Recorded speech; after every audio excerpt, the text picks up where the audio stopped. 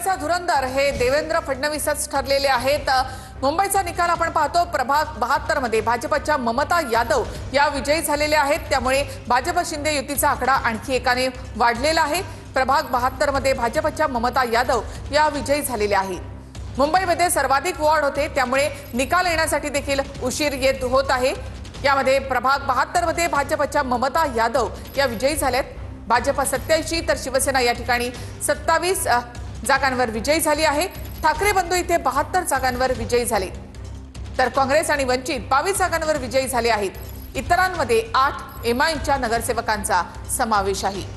तर लवकरच हे चित्र स्पष्ट होईल। अवघ्या काही जागांचा निकाल येणं बाकी आहे। निवडणूक आयोगाकडून अखेरच्या फेरी आता खरं तर या ठिकाणी सुरू आहेत। 3 ते 4 जागांचा निकाल अद्याप येणं बाकी आहे। प्रभाग 72 मध्ये भाजपच्या ममता यादव विजयी झाल्यात। भाजप शिंदे युतीला मुंबईमध्ये 114 नगरसेवक त्यांचे निवडून आले आहेत। प्रभाग 76 मध्ये भाजपच्या प्रकाश मुसळे यांचा विजय झालेला आहे। भाजपचा आकडा आता 88 पर्यंत पोहोचलेला आहे। 76 प्रभागामध्ये भाजपचे प्रकाश मुसळे विजयी झाले। तर मुंबईच्या प्रभाग क्रमांक 76 मधून भाजपच्या प्रकाश मुसळे यांचा विजय झालेला आहे।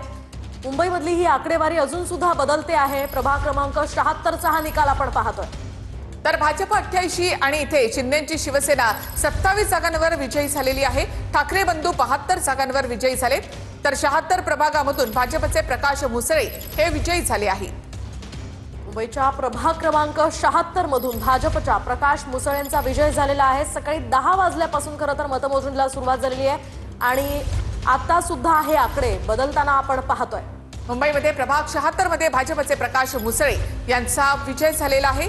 भाजप 115 आणि भाजप शिंदे युती 115 जागांवर विजयी झाली। त्यामध्ये सगळ्यात मोठा पक्ष भाजप यांना 88 जागांवर विजय मिळवलाय।